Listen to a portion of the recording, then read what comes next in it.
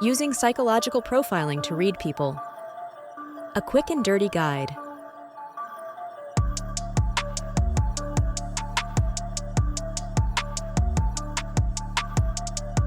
Psychological profiling is a skill that can help you understand the thoughts, feelings, and motivations of other people.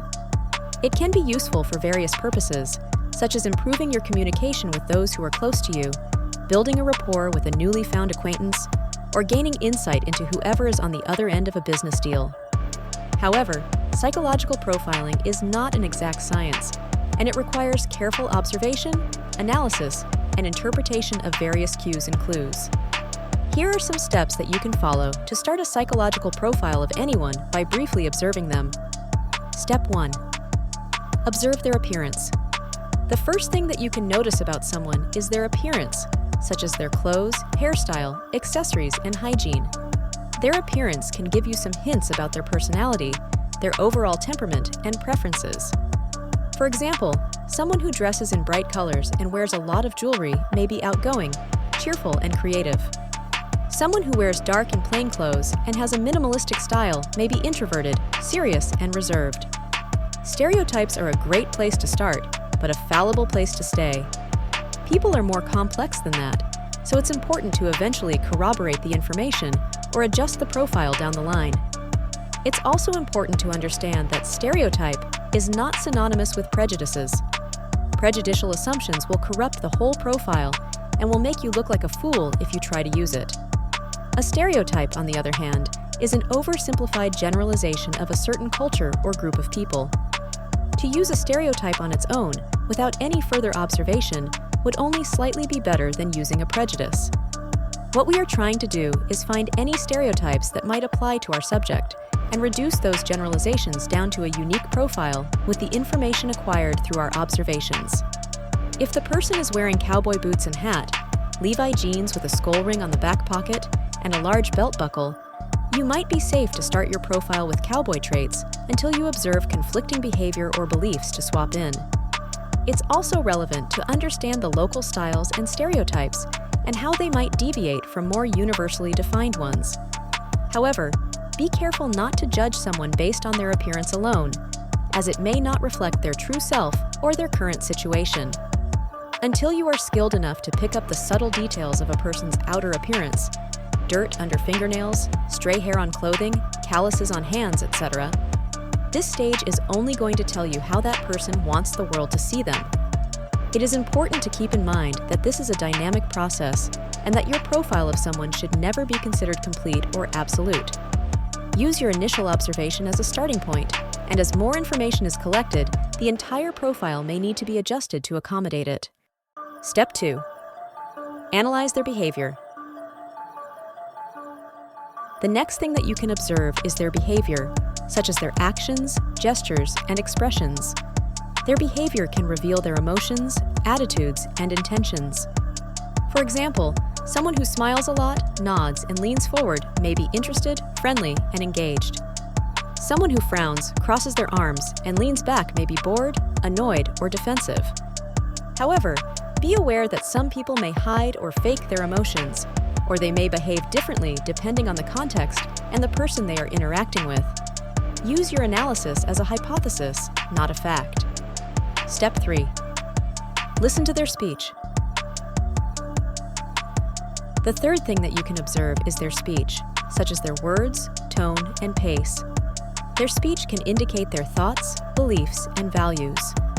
For example, someone who uses positive and optimistic words, speaks with enthusiasm and confidence, and varies their pitch and speed may be hopeful, passionate, and open-minded. Someone who uses negative and pessimistic words, speaks with monotony and hesitation, and keeps a low and slow voice may be hopeless, depressed, and closed-minded.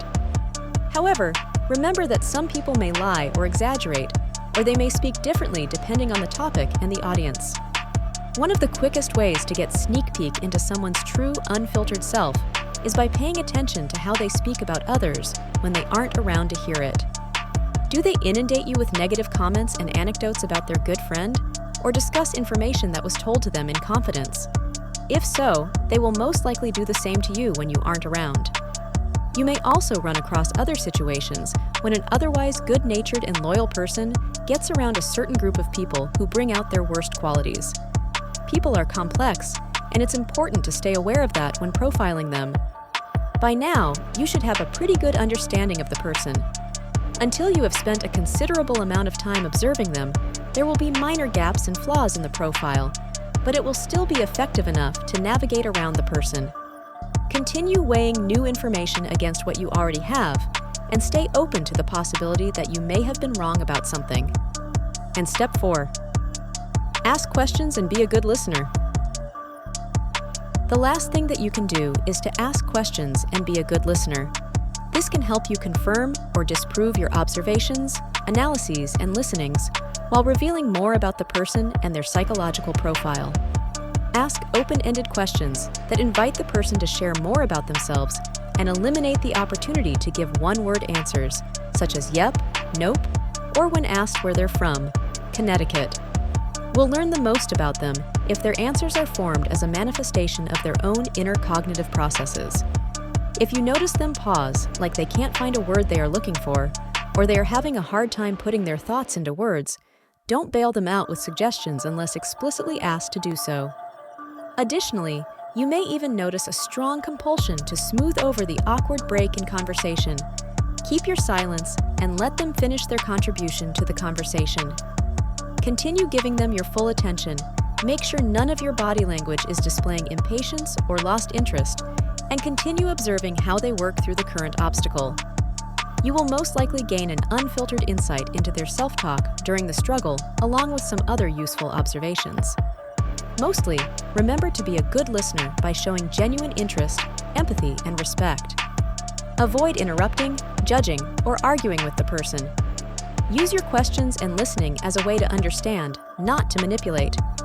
You can also pay attention to their conversations with others.